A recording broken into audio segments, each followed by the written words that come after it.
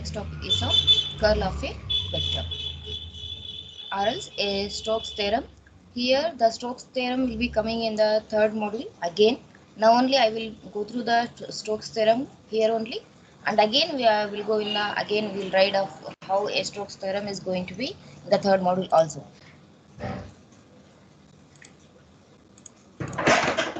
What is this curl is going to giving us the information for our electromagnetic field. The curl of a vector, here the definition is going to be the curl of a vector A is an axial, means in which direction it is moving, or a rotational vector whose magnitude is maximum, with maximum circulation of vector A per unit area. Means for a point charge, how much the area it is going to be taking in a circular fashion or else in a rotational fashion. What is maximum magnitude I can get? Magnitude is maximum circulation of vector A per unit area. As the area tends to be 0 and whose direction is in the normal direction of area, when the area is oriented to make the circulation maximum. The area that which it is giving the maximum magnitude for that charge. That is about our curl of a vector. The curl of a vector, here we can write as curl of vector A, or else del operator with a cross product of vector A is going to be limit where our delta surface area is going towards 0, as already we taken in the previous way also.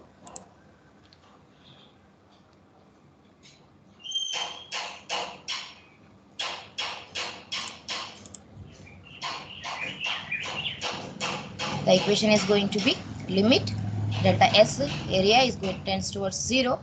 Therefore, closed integral of vector A dot dl divided by delta S with a maximum value, and direction is depends on the in which way it is going to be moving. That is here taken as unit vector an. Then where delta area delta S is bounded by the curl L and unit vector an is the unit vector of the normal to the surface delta S, and is determined by using of a right hand rule. We already come across how the direction of the any of the unit vector I can take the area, that is by using of your right hand rule, or how our thumb is going to be direction in clockwise or anti-clockwise, in which way it is moving we can take that value here.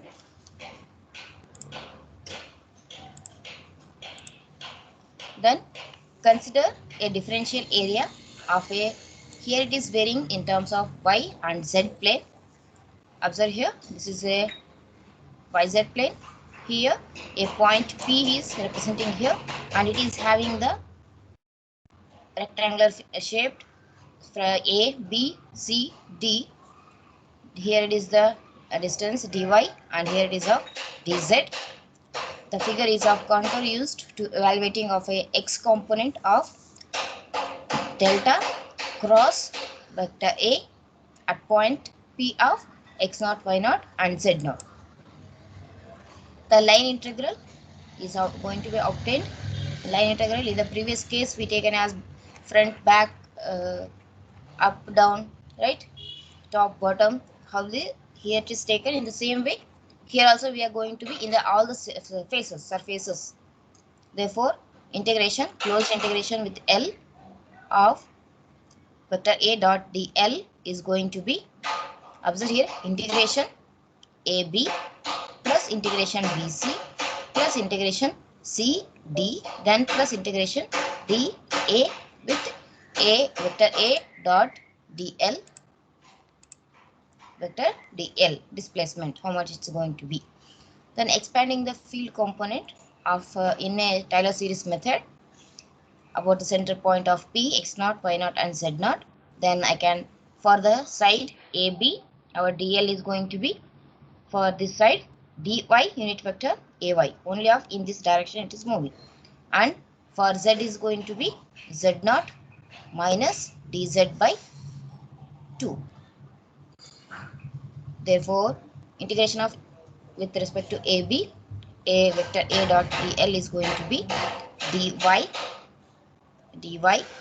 this dy, the unit vector, that is our component ay x naught y naught z naught minus dz by 2 of dou ay divided by dou z with that point P.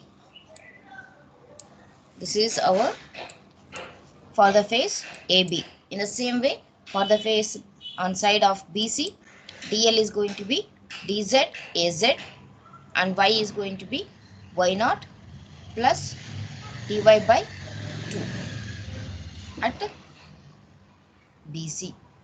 This one will be the integration BC A dot dl is going to be equals to here dz or az is going to be component vector az xy x naught y naught z naught plus here it is of plus dy by 2 dou az by dou y with maximum value for the P. In the same way, for the CD, here it is going to be opposite AB, opposite is going to be DC. So, CD is going to be integration of CD vector A dot dl is going to be minus dy ay with the x naught y naught z naught plus dz divided by 2 dou ay divided by dou z with respect to P. Next, on side of last one is of dA is going to be dl is going equals to dz az, then y is equals to y naught minus dy by 2. Therefore, integration dA vector A dot dl is going to be equals to minus dz az of x naught y naught z naught minus dy by 2 dou az divided by dou y with P. Then therefore the delta of S is going to be equals to, it is in terms of our area is only of dy with respect to dz. For that reason dy dz it's going to be, then limit delta S tends to 0, closed integral of vector A dot dl divided by delta S is going to be equals to dou az divided by dou y minus dou ay divided by dou z. With respect to y and with respect to z, it is going to be varying. Therefore, the curl of a vector A with respect to x component is going to be equals to dou az divided by dou y minus dou ay divided by dou z. This is our equation for the x component.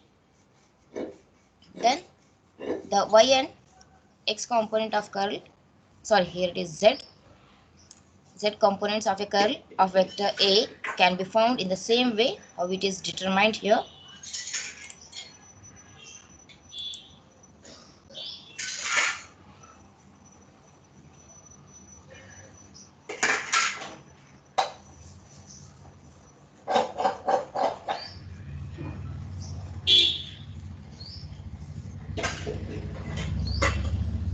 Therefore, curl of a vector A with respect to y component is going to be dou ax divided by dou z minus dou az divided by dou x will be getting. Then for curl of vector A with respect to z component is going to be dou ay divided by dou x minus dou ax divided by dou y. This is what you have to remember this equation.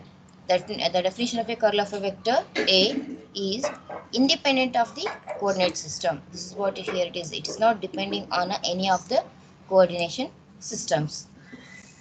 Then in Cartesian coordinate system, the curl of a vector is going to be written as del of a vector A is going to be ax, ay, az. Here dou by dou x, dou by dou y, dou by dou z, and then the component of each of our vector ax, ay, and az. Or else you can expand this. Then a del of vector A is going to be dou az divided by dou y minus dou ay divided by dou z with the unit vector ax. Same thing what we how we are going to finding of the determinant of a matrix. The same way you have to expand here. Then dou ax divided by dou z, dou ax divided by dou z minus dou az divided by dou x with the ay, unit vector ay, plus then these two multiplication, then dou ay divided by dou x minus dou ax divided by dou y into unit vector az. This is in terms of a Cartesian coordinate system. In terms of a cylindrical coordinate system, we can write here as del of vector A is going to be equals to 1 by rho. Here A rho in rho into A pi, then it is of unit vector Az. Here it is going to be varying with respect to rho, pi and z. For that reason, rho divided by dou rho, dou divided by dou pi, dou divided by dou z. Here AP, rho into AP, then AZ. Then again, just going on expansion of this vector, this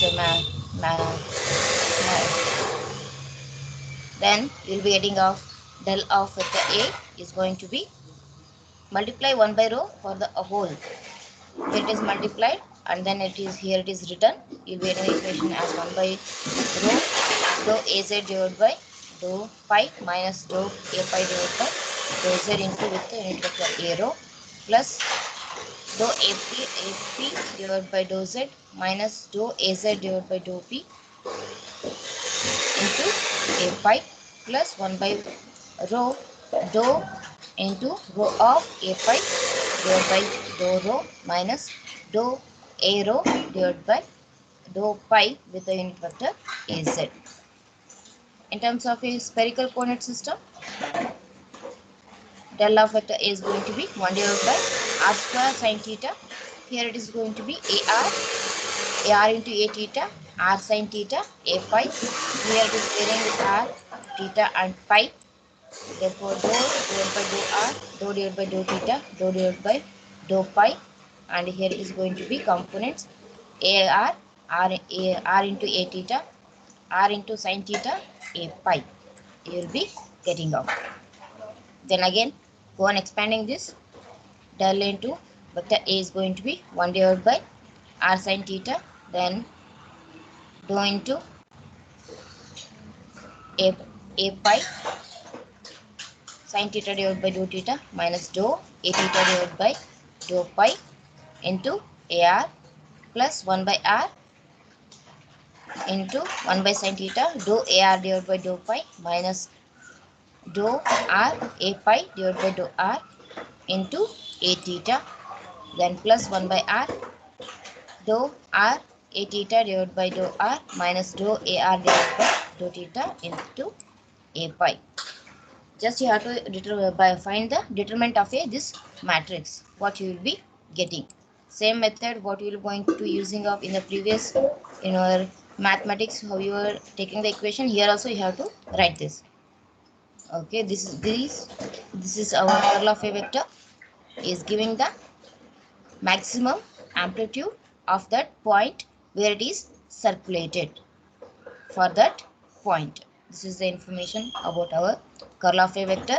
Curl of a vector in terms of a Cartesian, just you remember this determinant of matrix, then it will be easy to expand. In terms of a Cartesian cylindrical, this equation is easy. This matrix you can remember when compared to the whole equation. Just remember this, substitute the values here, then go on deriving of those.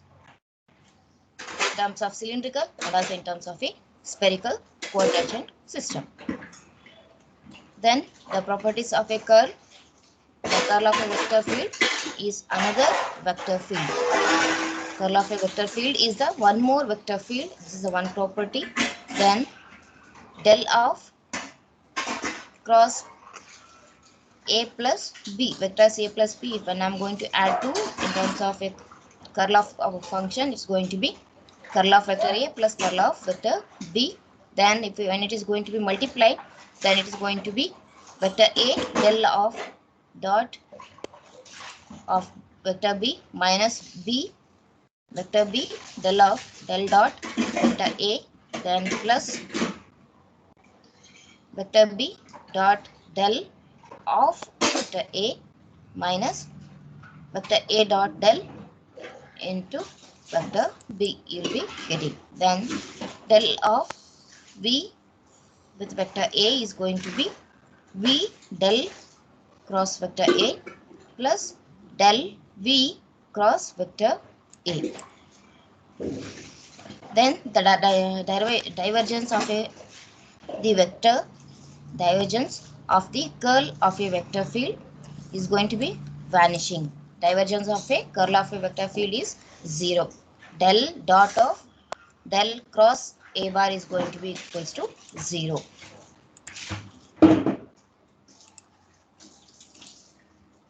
Then the curl of a gradient of a scalar field is going to be vanishing. Curl of a divergence is also 0. Then curl of a gradient is also going to be 0 only. Del cross del is equals to 0. Here it is written. Then the physical significance of a curl of a vector field. The curl provides the maximum value of the circulation of the field per unit area. What the definition is going to be. Or else a circulation density it will be giving and indicates the direction along which the maximum value is going to be occurring, whether I have to move in x direction, y direction, or else in a z direction. In which direction if I move, I will be getting the maximum amplitude. That information is given by our curl of a vector. Then the curl of a vector field A at point P may be regarded as a measure of the circulation,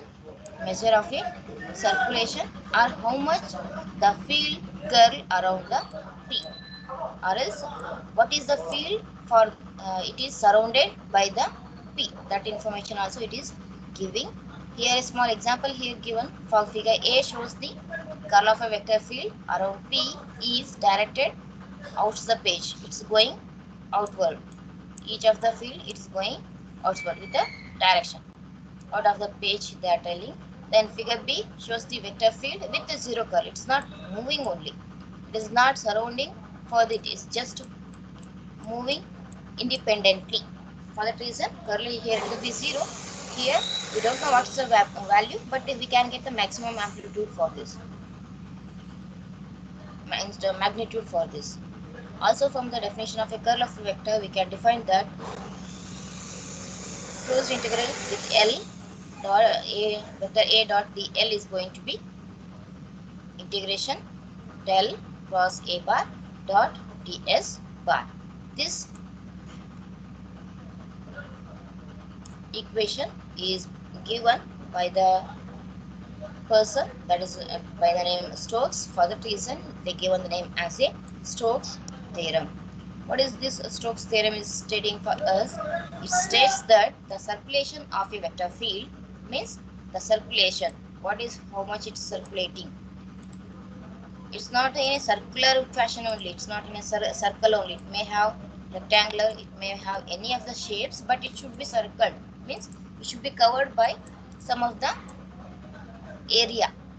That's what the states that the circulation of a vector field A around a closed path. It should be a closed path L. The path what it's going to be taking, it is L. It is equals to the surface integral of the curl. Surface integral of the curl of vector A over the open surface S. Open surface S bounded by L, means bounded by the path L, provided a vector A and a curl of a vector are continuous on S. It should be a continuous path. It should not break anywhere. It should be a continuous path for the field where it is located. That's what the Stokes theorem it is given. Here a small figure it is given. It is whole surface S, a closed path here it is taken. It is having in this direction. ds, a small differential surface ds. Then here it is of a small differential length, that is dl, and this is the closed path L. The proof of a Stokes theorem is similar to that of the divergence theorem, what we taken in the previously. It is similar to that. The surface S, whole surface S, is subdivided into a large number of cells. Observe here, this ds bar, a small differential surface, is taken and represented in this figure. In the figure, again a small area, number of cells, it is divided. For those, it is circulated with the one more rectangular fashion. Here it is one for the circular, again one more. Like this, here it is going to be subdivided into a large number of cells shown in figure. Like this, it is subdivided. If the kth cell has surface area, if the last cell having surface area as delta of Sk and is bounded by the path Lk, it's bounded by its path. This is the path of this, for this, for this, and for this. In like this, for all the paths is bounded by path Lk. Then integration of closed integration of length path L vector A dot dl is going to be equals to summation with k integration of closed integration. Here is length is going to be taken, the path is going to be taken for the kth element for the reason Lk. Then vector A dot dl, that is going to be equals to, this equation is nothing but summation equal to k integration of Lk A dot dl divided by delta of Sk, delta of Sk. I can write it. As shown in the figure, there are cancellation on every interior path. So the sum of the line integrals around the Lk is same as the line integral around the bounding curve L. Observe here, the direction of here, in this direction it is moving. For this, again just observe the direction how it is written here. Again it is in a reverse direction, means for one it is in one direction, for other it is in other direction. So it will be cancelling by itself. That's what the meaning here it is telling for us. Interior path, so the sum of the line integrals, the cancellation, sum of the line integrals around the Lk is the same for one. If I found out, it will be same for the all the line integral around the bounding curve L. Therefore, the taking the limit of the right hand side of the above equation of this part, therefore as delta S is going to be 0, as delta S is going to be 0, then integration of L, closed integration of L, vector A dot dl is going to be integration for in terms of a surface area, that is S, del of vector A, it's nothing but curl of A vector A dot ds bar. This is what it's given. Equation is representing about our Stokes theorem. It's nothing but the whole path what I am going to be. If I found out for a small element of the surface, if I found out what might be the curl of this part, then it is easy to find the whole path surrounded by that point. That's what the information it is giving for us from the Stokes theorem. And the direction of dl and the ds must be chosen using of a right hand rule or else by using of a right hand screw rule. Already we learned how it is going to be taken. Using the right hand rule, if we let the figures points in the direction of dl, in which direction it is moving, here it is taking the direction of dl. Observe here, this direction means right hand rule direction, the angle it is moving, direction of ds bar in the figure 1. Then note that whereas the divergence theorem relates to a closed surface integral to a volume integral, but our Stokes theorem relates to the closed line integral to an open surface integral. When I am going to be divergence theorem, it is in terms of a volume integral, but here we are going to be from closed line integrals to the open surface integral. That is the difference between a divergence theorem and to the Stokes theorem. It's all about our Stokes theorem. This topic is important. Stokes theorem and curl of a vector. This will be asking for 6 marks. First, you have to define what do you mean by a curl of a vector. Then write the equation. After writing the equation, take an example of any of the two varying components where our curl should be obeying the definition. Then take the equation for vector A with the displacement, that is line integral equation. Then find out for integration of AB for all the each elements. Then add of those. Then go delta S is going, is sending towards the 0. Then you will be getting the equation as dou Az divided by dou y minus dou Ay divided by dou z. This is for vector curl of vector A with respect to x component, the same way y and z component. Then in terms of a Cartesian, cylindrical, and about a spherical system. Up to this, if they are asking for the curl of a vector, up to this you have to write. When they ask for Stokes theorem, then go for writing from the Stokes theorem. Stokes theorem, it will be important for 4 marks. This part, it will be coming in our third module. Here only it will be easy to remember. For that reason, just I taken this. One more time, we'll go with this part again in the third module, third or second module. This is about the curl of a vector, or else our Stokes theorem. Next, a very important topic, that is about our Coulomb's law.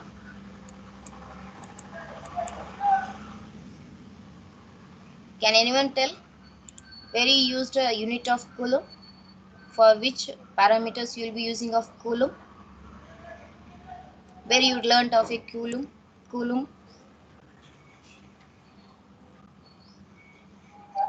Charge. Yes, for charge measuring unit is of a Coulomb. Yes, how much charge it is having for the material? How it is? How many charges are there? If they given the number, what is that? You will be telling these many coulombs, means this many charges are occupied on that surface area, or else for that surface, for that area, these many charges are occupied. Like that, you will be learnt of some of the theory in your basics. The same thing we are learning here again. What is this charge? For a charge, a measuring unit is of a coulomb. This coulomb, how it is giving the information? What we learned, it is a coulomb, it is measuring unit, but how it is going to be, how it is depending on the charges, in which way it is depending. For your diode, you will be having p-n junction. For p-n junction, you will be having number of holes, or else number of electrons, or else positive or negative electrons, it will be moving. Yes, the how many charges are there for this, when supply it is given for this, how it is going to be moving, what might be the value. We will be telling it's the breakdown voltage we have to give. Yes, minimum voltage we have to supply, then only our diode starts working, or else it is conducting. Means minimum supply to excite our electrons, we have to give a minimum supply in both direction. To get those, the Coulomb's law is placing a very important role. And this Coulomb's law is come under a topic of electrostatics. In the syllabus, if I go through, let's check what we have.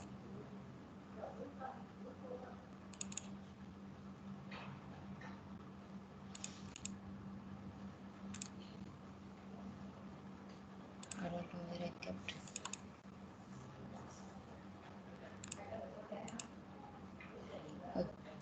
The first day what we learned is the syllabus of electromagnetic field. The first part is of vector analysis. Next part is of electrostatics. In electrostatics, the first topic is going to be Coulomb's law. This electrostatics, whatever we are learning here, Those are applicable in any of the industry or else in a medical field. What are the applications we learned in the first class? All will come under in your electrostatics. This electrostatics in terms of ECG, if I am going for, this is very useful in a medical system. Means what is the electrodes will be fixing on our body. It will be sensing what are the movement of our body, the minute changes what is going to be happening in our body, that is going to be scanning of them based on our electrostatics. Each of the motion or movement is going to be converted to our electrical signals. That electrical signal is going to be sensed and it's going to be taken in terms of a image. Those process, in that process our electrostatics will be working. Then in terms of your industry level, if I go, in almost in all the applications, it is going to be when you are going to using of your paint spraying for your cars, a different colors if you want. What you're going for here, a small device will be there. You're just painting is sprinkling of method is going to be in such applications. We'll be using of our electrostatics. When in agricultural field, the seeds what it is going to be inserting. In India, we are not going to using of that much automated devices so that seeds are going to be aligned in a field by the machine only. But in Western countries, they are already using of those. The method what it's going to be using is about electrostatics. These are all some applications of electrostatics. Now we'll come with our topic about our Coulomb's law. This Coulomb's law is experimentally law formulated in the year 1785 by the person Charles Augustin de Coulomb. He is the person who invented the Coulomb. Then a colonel in French army. He is the person where it is there. He invented this Coulomb's law. Then what it is dealing with? Coulomb's law. It deals with the force a point charge exerts on another point charge. I can give a small example here. All of you will be watching your movies. A hero will be there, somewhat height, personality, and villains will start attacking on him. So automatically some 5 to 6 members will be attacking. Again suddenly a jump will be coming from the hero. He just moving forward. The force, what is going to be? The person of one point charge. If you think of this is hero, then the others might be the villains. I'm just showing as an example here. How much the force a hero can give to the villains. Villains are like another point charges and hero is one point charge. What is the force he can give so that he can attract the means in terms of your point charges, he can attract or else it can repel. Of course, in a hero, in villain means it will be repelling. He will be throwing out of those villains, right? Here also the same thing. Observe here, a force, a point charge exerts on another point charge. How much of force he can give just he pulling off his arms. How the villains will be moving in different directions, right? In the same way, here also it is going to be operation of our charges is going to be done. That movement is learned and studied by the Coulomb. A point charge means a charge that is located on a body whose dimensions are, the dimension is very small. Dimensions are much smaller than the other relevant dimensions. Dimensions of the body, it is very less where the point charge is locating. For example, a collection of electric charges on a pinhead, a small pin. I hope, what is the structure of a diode? Is there any big? No, it is very small. At one side, some of the charges, what is going to be? The collection of the electric charges. Electric charges may be in terms of your positive and negative. Holes are, electrons are holes like that. At pinhead may be regarded as a point charge. How many number of electric charges can collect at that point? That's what your This is about our point charges. Then the polarity of charges, it may have positive or else a negative. It may have positive value or it may have negative values. Then like charges, ripple. These are basic concepts we learned already. The same thing again learning. We just come across positive charge is there, negative charge is there, and opposite will be attracting, same will be repelling. We know of this, but how it is going to be? In depth, we are learning of these things in our electromagnetic field. Then, unlike charges are attract. This is what the basic things we already learned. Then, the charges are generally measured in terms of a coulombs. That is, in a capital S, C will be writing. Then, 1 coulomb is approximately what's the value? We already learned it is of a 6 into 10 raised to 18 electrons. This is whole electrons fully. You have to remember the what is the value of 1 coulomb. This is all very important. When we solve the problems, it is important. To understanding the basic concepts also, it is very important. And it is very large unit of charge because of 1 electron. It is a large unit. Why 1 electron is of what value? E is going to be minus 1.6019 into 10 raised to minus 19 coulombs. 1 electron. This is a 6 into 10 raised to 8 into this bigger value.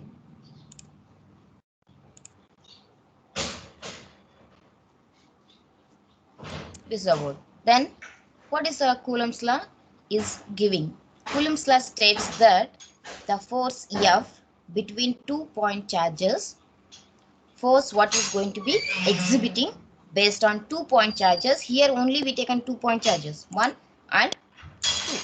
Q1, here Q1 and here it is Q2, 2 point charges. What is the force is going to be exhibiting? Is depending on the first factor is of along the line joining them, means if I draw a line, the line based on this along line joining on them, then it is directly proportional to the product of the point charges, that is Q1 and Q2 of the charges, then inversely proportional to the square of the distance r between them. If I take a distance of r here in between of Q1 and Q2, then it is inversely proportional to the square of the distance r between them. Therefore, I can write the equation as F is equals to K into Q1 Q2 divided by r square, where K is the proportionality constant whose value depends on the choice of the system of units. It depends which are you placing your point charge on one surface, which surface it depends, or else are you moving the point charges in a vacuum, where you're placing, based on that you have to take the value of constant K. In terms of SI units, charges Q1 and Q2 are in terms of a coulombs, then distance it is in terms of a meters, and force of course it is in terms of a newtons. Then what is the K value? K is going to be 1 divided by 4 pi epsilon naught. The constant epsilon naught is known as the permittivity of free space. When it is of near the sum of the material, it will be different. For free space, in terms of a farads per meter, and the value is going to be epsilon naught is going to be 8.854 into 10 raised to minus 12. That is nearly equals to, I can write in terms of 10 raised to minus 9 divided by, that is 6 into 5 farads per meter. Just remember this value, that will be enough. 8.854 into 10 raised to minus 12 farads per meter. Then K is going to be equals to 1 divided by 4 pi epsilon naught. You'll be getting the near value as 9 into 10 raised to 9 meter per farad. Therefore, F is going to be Q1 Q2 divided by 4 pi epsilon naught into r square. This is the value. Here, if the point charges Q1 and Q2 are located at points having the position vectors R1 and R2, here is the origin. From R1, this is the R1. From the origin, Q1 point is located. From the origin, Q2 point is located with the position vectors r1 and r2. Then the force F12 on Q2. Observe here, F12 this side in this direction due to Q2. How much the force is going on? Due to Q1. From this to here in this direction, if it is moving, the force due to Q1 on Q2. Observe here, due to Q1 on Q2. Then it's given by F12 is going to be Q1 Q2 divided by 4 pi epsilon naught r square. Observe here, unit vector R12, A R12, 1 to 2. Then it's going to be, what is our R12? It's going to be already in the distance between two vectors we learned, that is R12 is going to be R2 minus R1. R2 minus R1. Therefore, R is going to be magnitude of this, that is mod of R12 you will be getting. Then unit vector is going to be R12 divided by magnitude of that R, capital R, here it is taken. Then F12 is going to be Q1 Q2. Instead of, if I replace here unit vector, then I will be getting as Q1 Q2 divided by 4 pi epsilon naught R3 R cube into R12 vector, or else I can write as F12 is going to be Q1 Q2. This I can write as R2 minus R1 divided by 4 pi epsilon naught. Again the R, what I can write, R2 minus R1, that whole cube. We can do of that. This is what the equation. You have to remember this equation, and in terms of unit vector, how to write the unit vector, that these all things you have to remember. Then the force F21 on Q1 due to Q2 is given by, in the direction of opposite direction, due to Q2 on Q1. If it is like this, the force is going to be exhibiting, then F21 is equals to going to be equals to mod of F12 of unit vector R21. Observe here, R21, that I can write as F12 mod of F12 minus of AR12. Here it is changing. Therefore, I can write as F21 is going to be equals to minus of force of 12, F of 12. It is in opposite direction. For that reason, since our unit vectors are going to be, unit vector AR21 is going to be equals to minus of AR of 12. This is what the first point you have to remember. Then like charges with the same sign will repel, and others will be, unlike charges is attracting. Here as example, when it is of positive with the same sign, it is repelling.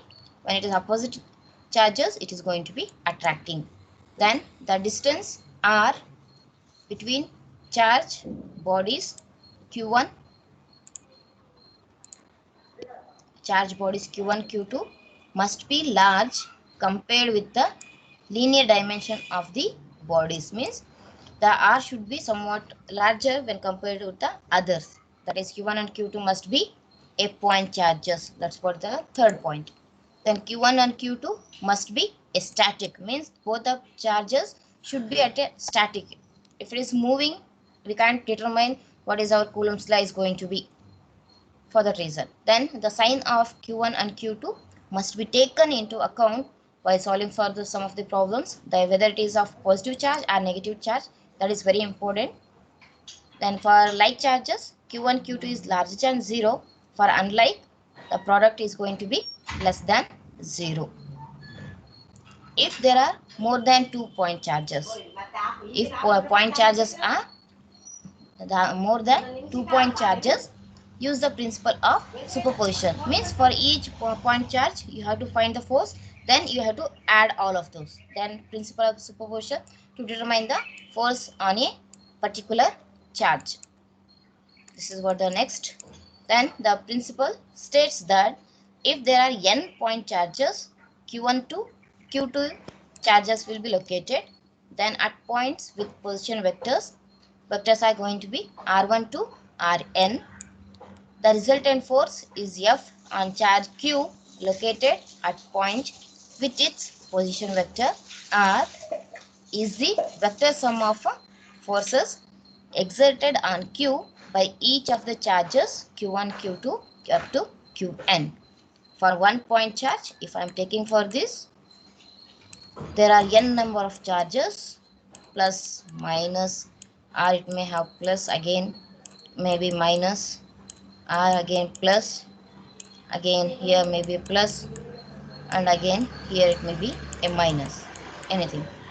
What is the force is going to be exhibiting of these all on 1 point charge? Q1, Q2, Q3, Q4, Q5, 6, 7, 8. This all, what is the force is going to be exhibiting on 1 point charge? It's going to be determined as F is equals to Q. This Q, charge is taken as Q and others as Q1, Q2, Q3 up to N. Q1 R minus R1 divided by 4 pi epsilon naught R minus R1 power Q power 3. In the same way, it is changing, charge will be changing, distance will be changing. Here also N, Rn in the same way. Then in general, we can write the equation as F is going to be equals to Q divided by 4 pi epsilon naught summation K varying from 1 to N Q K based on K value into R minus Rk divided by R minus Rk power 3. This is about our force exhibiting on for n point charges. This is about the Coulomb's law. This is very important. This will be asking for 6 marks definitely in the exam. Coulomb's law, it is very important. You have to write all the things, but these points is not necessary. Just for n number of point charges, just you write the line and then write the equation of this. That will be enough. Then about one more small topic, we finish off this part also, about electric field intensity. What is this electric field intensity is telling? The electric field intensity or else the strength, how much the strength is it is having, so that it can exhibit the force on others. Means for a hero, how many villains he can push, like that. Some of the examples you can take any of the things. Okay, the electric field intensity or else the strength E, here it is going to be represented E, is the force that a unit positive charge experiences. Unit positive charge, the force that a unit positive charge experiences when placed in a electric field. How much the force is going to be experiencing in the electric field? That's what your electric field intensity. Therefore, E is going to be limit Q tends to 0, F divided by Q, or else I can write as E is going to be equals to F divided by Q, first to your charge. For Q, when it is larger than 0, then greater than 0, the electric field intensity E is obviously in the direction of the force. When Q is larger than 0, in the direction of the point charge, field intensity is in the direction of the F only, and it is measured in terms of a newtons per coulomb or else volts per meter.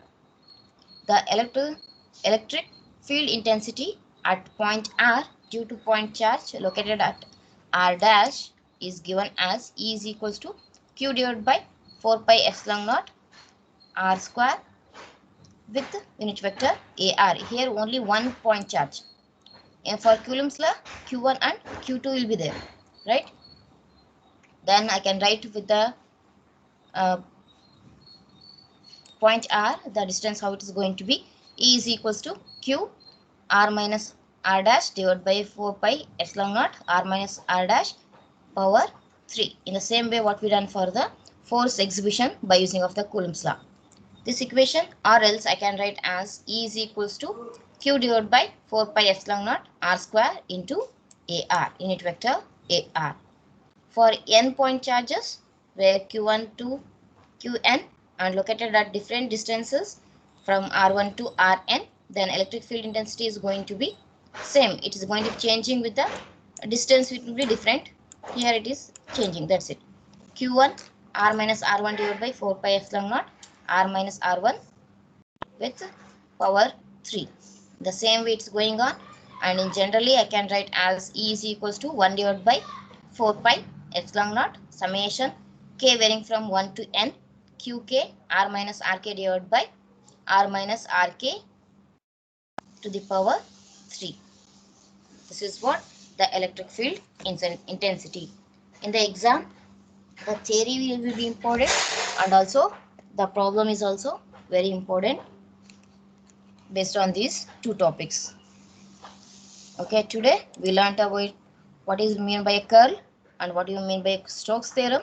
Then next important topic is about a Coulomb's law, how it is going to be derived, that is very important. And then we take a topic electric field intensity. These three topics today we covered. Finish the notes as early as possible. And assignment question for today's is of you have to write divergence theorem, then curl of a vector, then Coulomb's law. These three questions should be there in your assignment also. Okay, now answer for your attendance.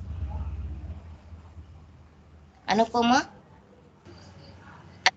Present, ma'am. Sai Divya.